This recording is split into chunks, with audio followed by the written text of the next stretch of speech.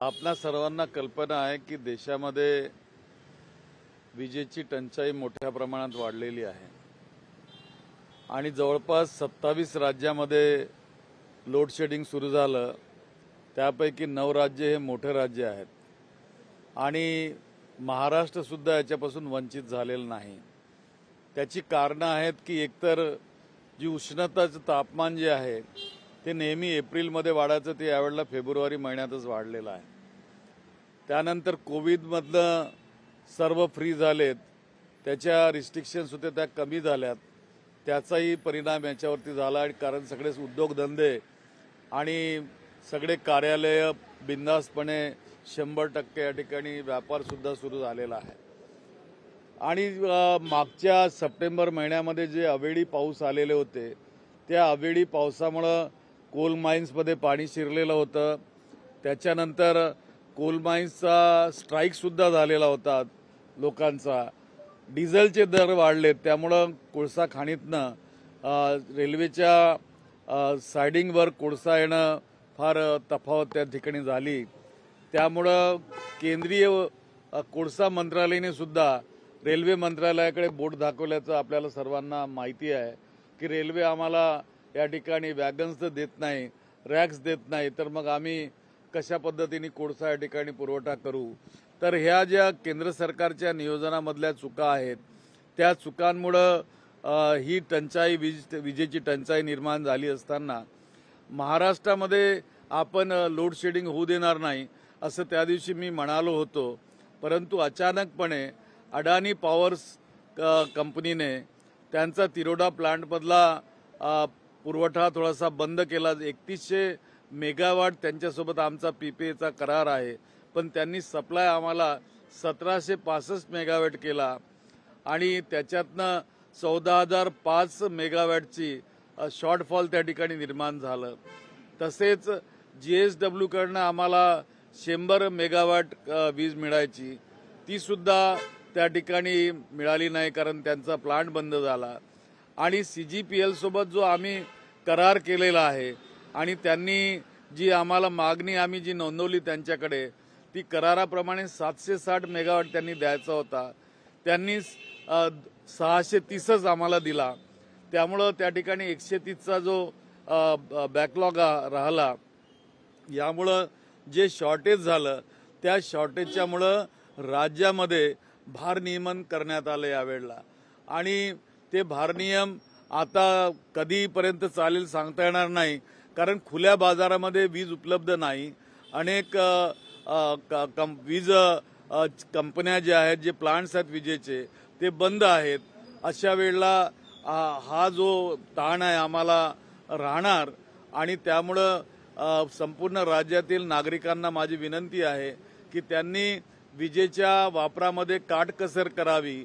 विजेचं जे भारनियमन आहे त्याचं शेड्यूल आम्ही वृत्तपत्रामध्ये पब्लिश करू, तुम्हा लोकांना तुमच्यापर्यंत आम्ही मेसेजेसच्या द्वारे किंवा व्हॉट्सअपच्या द्वारे सुद्धा ते पाठवू।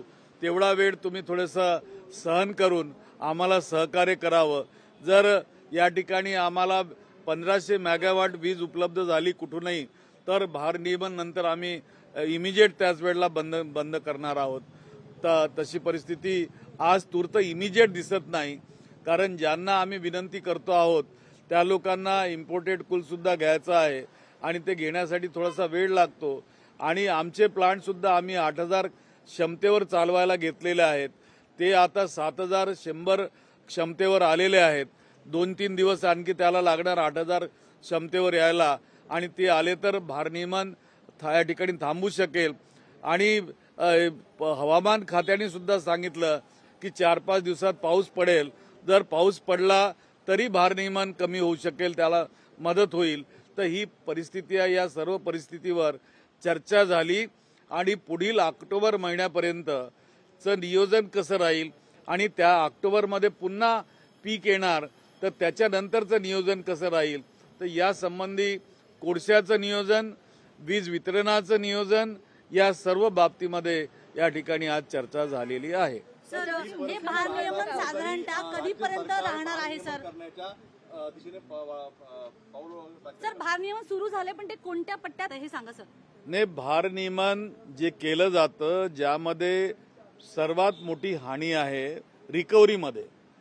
वीज वितरण आम्ही करतो परंतु ज्या ठिकाणी बिलं भरलेली नाहीत असे G1, G2 आणि G3 ज्यामध्ये मोठ्या प्रमाणात लॉसेस आहेत, ज्या ठिकाणी रिकव्हरी होत नाही म्हणजे वसुली होत नाही आणि ज्या ठिकाणी चोऱ्या होतात त्याच ठिकाणी भारनियमन करण्याचा आम्ही आदेश दिलेला आहे आणि त्यानुसार भारनियमन होत आहे. कुठला पट्टा आहे सांगू शकाल का? त्यामध्ये सर्व जिल्ह्यांचे काही पार्ट्स असतात त्यामुळे एकदम मला असं सांगता येणार नाही की अमुक ठिकाणी झालं तमुक ठिकाणी, परंतु G1, G2, G3 हे आमचे सेक्टर्स आहेत आमच्या नियमानुसार ज्यामध्ये मोठ्या प्रमाणात वित्तीय हानी झालेली आहे, ज्या ठिकाणी मोठ्या प्रमाणात आमची वसुली होत नाही, ज्या ठिकाणी चोऱ्या मोठ्या प्रमाणात होतात त्या ठिकाणी भारनियमन होणार आहे.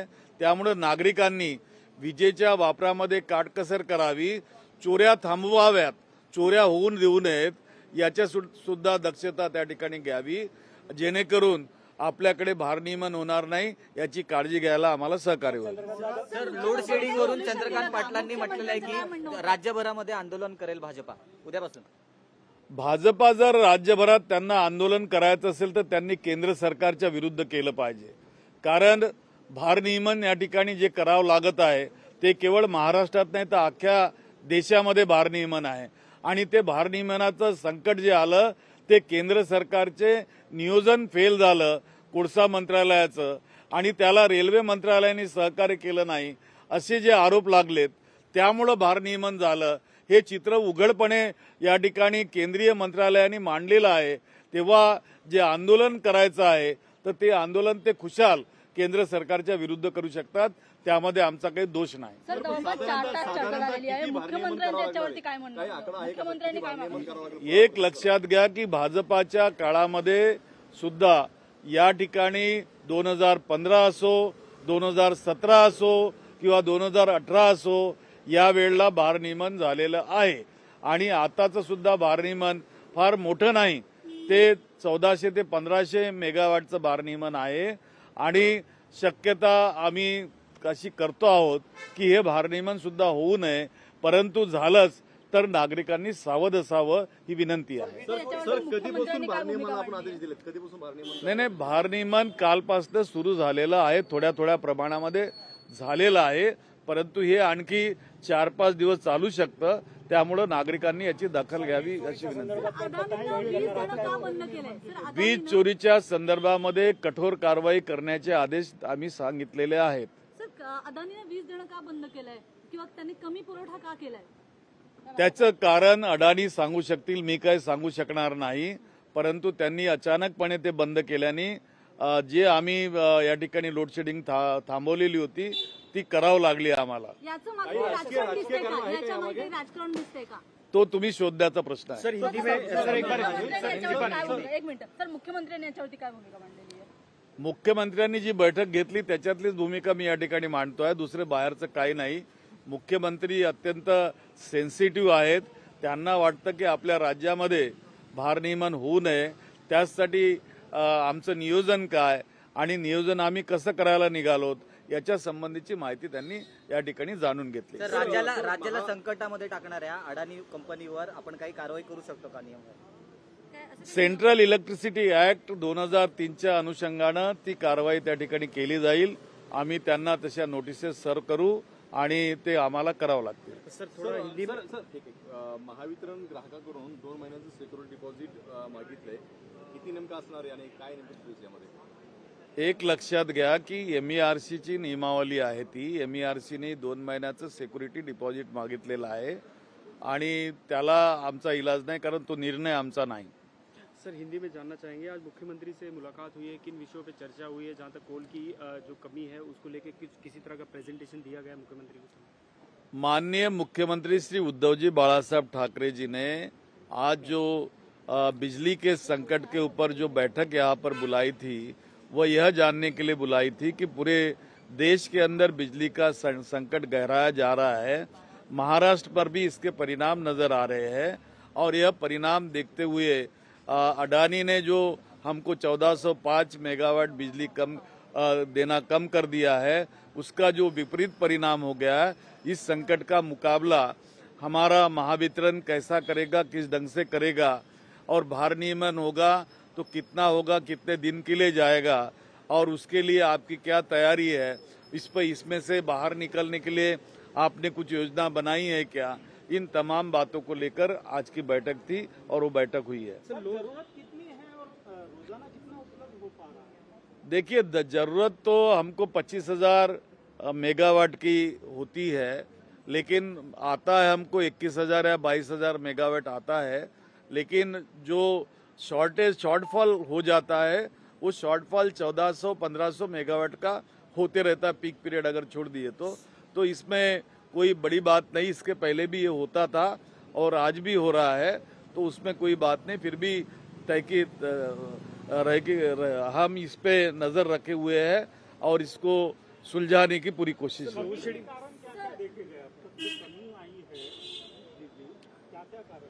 नहीं, बिजली की जो कमी आई है देश के अंदर, पहली बात तो गर्मी जो अप्रैल महीने में आती है वो फरवरी महीने में आ गई। दूसरा, पिछले सितंबर में अचानक जो बरसात हो गई थी, उस बरसात के साथ वजह से कोल माइंस बंद हो गई थी। उसके बाद कोल माइंस में बड़े पैमाने पे स्ट्राइक भी हो गया और उसके बाद डीजल की कीमतें बढ़ गई और इन सब के परिणाम कोल माइंस और बाकी उसके ट्रांसपोर्टेशन पे गिर गया। और रेलवे विभाग ने ऐसा, यानी कोयला मंत्रालय ने ऐसा कहा है कि रेलवे हमको रैक्स ही नहीं दे रही है तो हम कोयला किस प्रकार से देंगे। एक रैक अगर निकलती है तो उसमें 4,000 मैट्रिक टन कोयला निकलता है, तो हमको तो 36 रैक लगती है रोज, लेकिन आती नहीं उतनी। रोज का 40,000 मैट्रिक टन कोयला हमको शॉर्टफॉल महाराष्ट्र को है, जिसकी वजह से बिजली के निर्मित पे फर्क पड़ा है। लोड शेडिंग कहीं मुंबई में भी हो सकता है इसके मद्देनजर? कुछ डिस्ट्रिक्ट्स हैं वहाँ पे लोड शेडिंग की नहीं, मुझे तो महावितरण के ही बारे में मैं बता सकता हूँ, मुंबई के बारे में मुझे कोई जानकारी नहीं। सर, अभी जानकारी मिली हेड और JSW पावर को दोनों को भी नोटिसेज सर्व कर दिए हैं और वो सेंट्रल इलेक्ट्रिसिटी एक्ट के तहत करने के लिए हमने कहा है। दूसरी बात, हम किसी भी प्रकार की यह कोशिश नहीं होने देंगे कि लोग हमको किसी दबाव में और संकट में डाले। उल्टा हम उनसे कहना चाहेंगे कि वे हमको इस संकट से बाहर निकालने के लिए इस महाराष्ट्र को, हमारे प्रदेश को मदत करें। आम्ही लोकांनी आम्हाला अचानकपणे या ठिकाणी वीज वितरण करण्याचा बंद केलेला आहे। ते मग अडाणी पॉवर असो किंवा JSW पॉवर असो, या दोघांनाही सेंट्रल इलेक्ट्रिसिटी ऍक्ट 2003च्या अंतर्गत आणि MERCच्या ऍक्टच्या अंतर्गत आम्ही त्यांना नोटिसेस दिलेल्या आहेत आणि आम्ही त्यांच्या संपर्कात आहोत। त्यांनी आम्हाला जर विजेचा पुरवठा या ठिकाणी प्रॉपरली सुरू केला नाही तर त्यांचं वीज वितरण ज्या ग्रीडमधून होतं त्या ग्रीड आमच्या हातात आहेत, ते सुद्धा आम्ही त्या ठिकाणी ब्रेक करण्याचा प्रयत्न करू। त्यामुळे त्यांनी आपलं वितरण सुरू करावं ही विनंती महाराष्ट्राच्या जनतेच्या वतीने त्यांना राहणार आहे। ताज्या बातम्यांसाठी आमच्या लोकशाही न्यूज चॅनलला सबस्क्राइब करा आणि हो, बेल आयकॉनवर क्लिक करायला विसरू नका।